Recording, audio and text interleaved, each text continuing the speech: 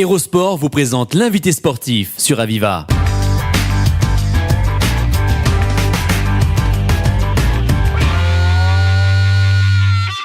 Amis sportifs, bonjour. Aujourd'hui, un invité exceptionnel. Oui, exceptionnel parce que il n'est pas évident de notre époque d'enseigner aux gamins. Et sachez que ça n'est pas facile. Mais je fais entièrement confiance à notre invité d'aujourd'hui, Monsieur Lévinier Jacques.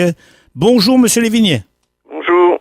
Alors, là, vous êtes passé, je crois, du judo... Non, j'étais au karaté. Au karaté. Et maintenant, vous pratiquez ce qu'on appelle, vous êtes prof de self-pro-craft. Oui, voilà. Alors, donc, expliquez-nous un petit peu cette discipline.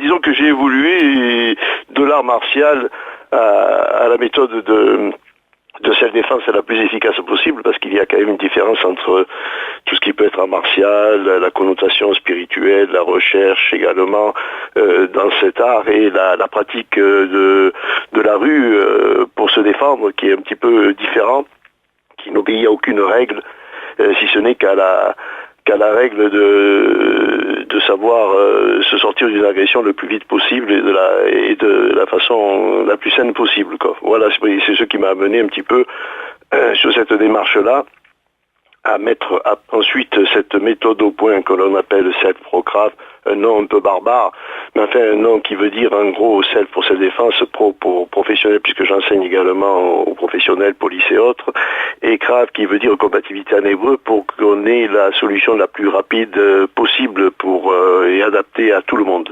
Alors cette pratique, vous la pratiquez aujourd'hui à Castelnau-lez, certainement au gymnase Chaban-Delmas.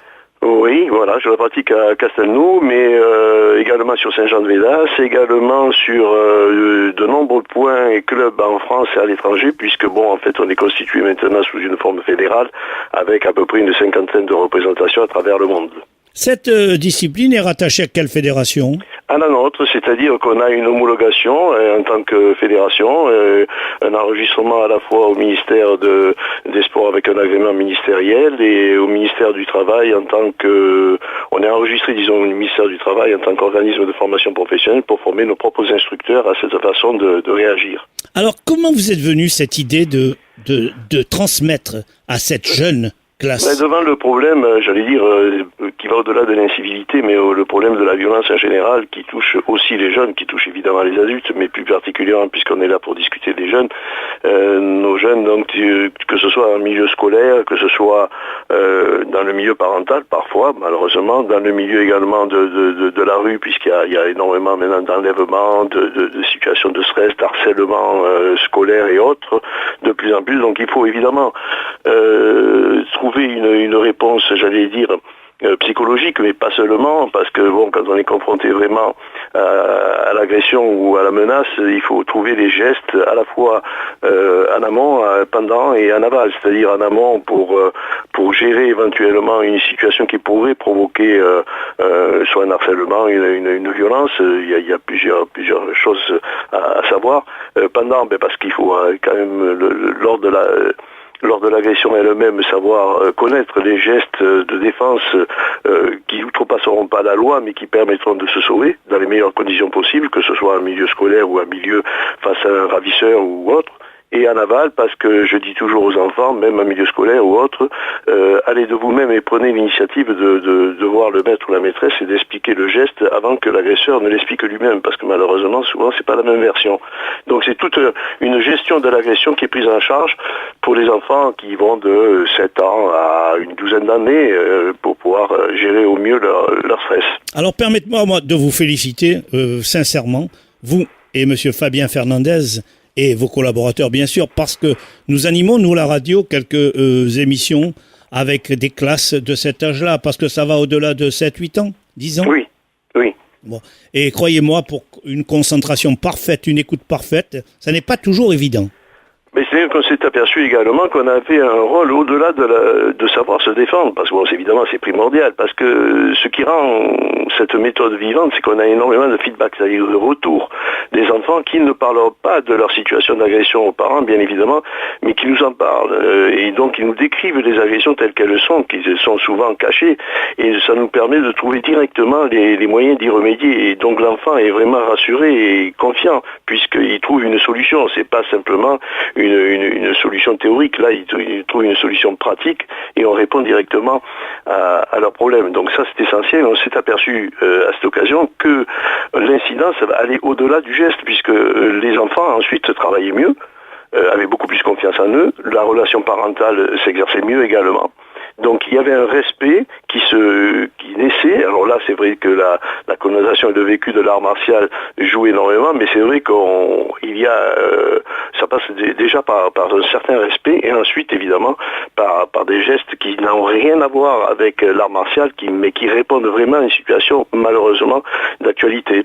Alors justement, vous aidez les victimes de sortir du mauvais pas, certes, mais est-ce qu'ils arrivent à différencier les cas d'attaque et la vie ordinaire? Ah oui, tout à fait, parce que en fait, on leur apprend déjà dès le départ, au-delà du geste et avant même le geste, on leur apprend ce que c'est qu'une agression, parce que bon, comment se déroule l'agression, les prémices de l'agression et les moyens d'y remédier. Et les moyens d'y remédier, et ça va également dans leur explication. On ne parle jamais de frappe. Par exemple, chez nous, quand il s'agit de se défendre, on parle toujours de riposte. Alors ça a l'air anodin, on dit oui, frappe ou riposte, si vous voulez, une défense avec un coup porté, c'est pareil. C'est pas tout à fait pareil, parce que dans l'explication qu'ils auront à rendre, quand ils disent qu'ils ont riposté, automatiquement, le législateur, avec des guillemets, ou la personne qui a l'autorité, va leur demander si vous avez riposté, qu'est-ce qu'on vous a fait. Donc automatiquement ça inclut la légitime défense, alors que s'ils disent je l'ai frappé parce qu'il m'a fait, on va lui demander pourquoi il a frappé. Donc vous voyez, il y a la notion de riposte et jamais de frappe, et ça c'est important dans le style de dire voilà, c'est une agression, c'est une riposte. Donc on était là comme dans le contexte vraiment de la légitime défense qui doit prévaloir dans tous les cas, même dans toutes les menaces. Et s'ils répercutent vraiment la règle et le respect absolu de la légitime défense, c'est réussi. Ah oui, tout à fait, mais de toute façon, on y tient parce qu'on leur dit toujours, d'ailleurs pareil aux adultes, le tout ce n'est pas se défendre, il faut se donner les moyens également de répondre de ces actes, pas de répondre de ces actes physiquement, mais de répondre de ces actes verbalement, parce qu'automatiquement, après une agression, on leur demande comment ça s'est passé, on reconstitue, si vous voulez, en gros, et ça c'est vrai que l'expérience policière m'aide, on reconstitue un petit peu la situation, et à ce moment-là, moi je veux que les enfants aussi bien que les adultes expliquent le geste, mais vraiment de visu. Ce qui fait que la personne qui a l'autorité se rend compte, bien évidemment, que de la parfaite réalisation de la légitime défense. Ça, c'est vraiment important, et c'est ce qui leur donne confiance également, parce que souvent, ils sont timorés, ils n'osent pas, ils se disent à quel moment je peux me défendre, qu'est-ce que je vais dire, où se situe le point de rupture. Tout ça, bon, on leur apprend, et c'est sûr également qu'on leur montre des situations d'agression qui conviennent à leur âge. Et c'est sûr qu'on va pas faire travailler les enfants avec des battes, par exemple. On les adapte à leur âge. Voilà, tout à fait. Donc, vous allez gagner en sérénité, en zen, et ma foi, ça va être des gamins qui vont grandir avec une tranquillité totale. Ben oui, parce que maintenant, c'est impossible de dire la violence, on la met de côté. Avant, on parlait pas de la violence. Non, mais ça existe. Il faut bien le dire. Il ne faut pas dramatiser, certes, mais aujourd'hui, vous avez des gens qui agressent pour rien du tout parce qu'il a un téléphone ou autre. Et ma foi, il faut abolir cette situation. Mais et surtout, l'agression n'est pas qu'une agression physique. L'agression également commence, et on leur apprend l'agression verbale. Tout à fait. Donc tout ça, c'est ce qui peut être également traumatisant chez l'enfant. Jacques Lévinier, merci d'avoir répondu à notre invitation. Pour terminer, si vous le permettez, on prend contact avec qui pour inscrire ses enfants et le coût de ces séances? C'est tout simple, vous allez sur le site www.academielevinet.com et vous pouvez nous suivre sur tous les réseaux sociaux, puisque on est présent un peu partout sur les magazines régulièrement. Le coût de ces séances, je vous prie? Pardon? Le coût de ces séances? Ben, c'est une inscription à l'année. Alors il y a des stages également. Alors l'inscription à l'année coûte à peu près 200 € tout compris, licence.